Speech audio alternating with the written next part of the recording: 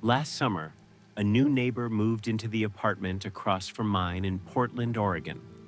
Mark Spencer, about 40 years old, tall, polite, and calm at first glance.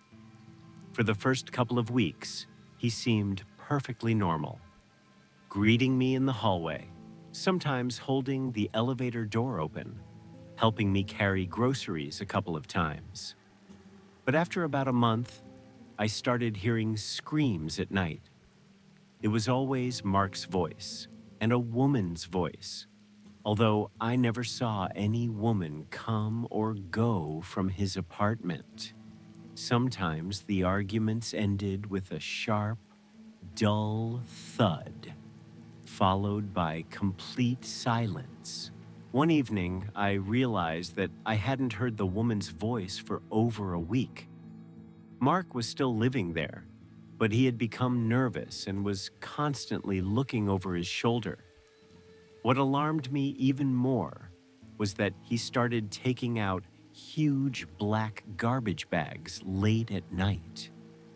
Sometimes I heard him dragging something heavy across the floor and then going down the stairs. The neighbors noticed this too, but no one wanted to get involved. A couple of weeks later, a strange smell began to spread through the hallway. At first, I thought someone had forgotten to take out the trash, but the smell was unpleasant, sweetish, like rotten meat. It was coming straight from Mark's apartment. I knocked, but he didn't open the door. The next day, I saw him rush out, locking the door with 2 locks and carrying a large black bag again. Once, I noticed him returning from the grocery store. But instead of the usual groceries, his bag contained large kitchen knives and spices. The smell grew stronger. One night, I heard a loud crash coming from his apartment, followed by silence. In the morning, my neighbors and I finally called the police. The officers arrived, knocked on the door, and Mark opened it, pale and with trembling hands. They went inside for about half an hour. When they came out, they said they had found spoiled food and nothing criminal. But as one of the officers closed the door, he quietly said to the other, "The smell in the kitchen was strange." A week later, a truck arrived. Mark and a couple of workers quickly carried the belongings out, and he disappeared. The apartment stood empty for almost 2 months until a young couple moved in. During renovations, they found several tightly sealed bags in the ventilation system. They contained old belongings, clothes, photographs, and bundles containing bones with neatly cut meat. All of this was handed over to the police, but we never found out how the case ended. Since then, I've wondered every time if the smell was exactly like that. Does that mean Mark wasn't just eating meat from the store?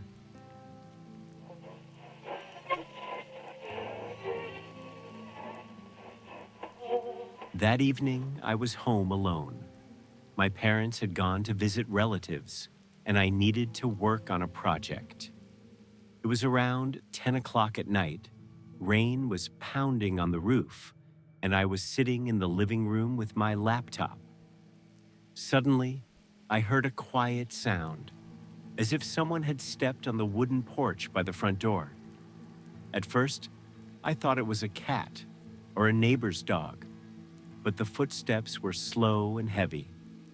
I turned off the TV and listened. Through the sound of the rain, I could hear someone walking back and forth. I went to the window, but saw nothing but darkness. We have a small motion sensor light by the door. When I looked again, it suddenly turned on. I peeked out a little more cautiously and noticed a shadow.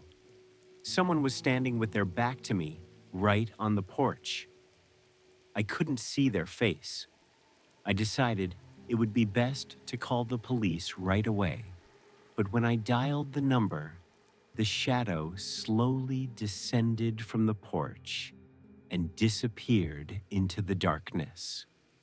The patrol arrived 15 minutes later, searched the house, but found no one. The next night, it happened again. First the footsteps, then the flashlight, and then that figure again. But this time, the man stood there longer than yesterday. I saw him slowly reach for the door handle, but he seemed to notice that I was watching him. He quickly stepped back and disappeared. The police came again, but found nothing suspicious. The neighbors said they had also heard strange noises at night, but hadn't seen anyone. I started leaving a large kitchen knife in the hallway, just in case. 2 days later, I installed CCTV cameras. The first night, nothing. The second night, the figure was back on the porch. The recording showed a man in a hoodie standing and staring at the door, motionless, for about 3 minutes. Then he turned around and left. I sent the video to the police, but they said the quality was too poor to make out the face.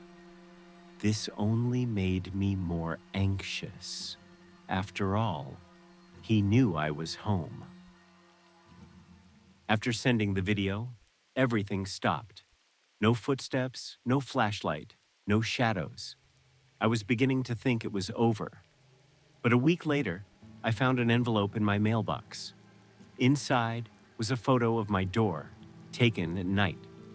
On the back was written, "I'll come when you forget." I went to the police again, but they couldn't find the sender. Since then, I always lock the door with all the locks, even during the day. Thank you for watching this video to the end. If you liked these stories, don't forget to subscribe to the channel and like it. This way, you will support the creation of new, realistic, and interesting stories. See you in the next videos, and be careful.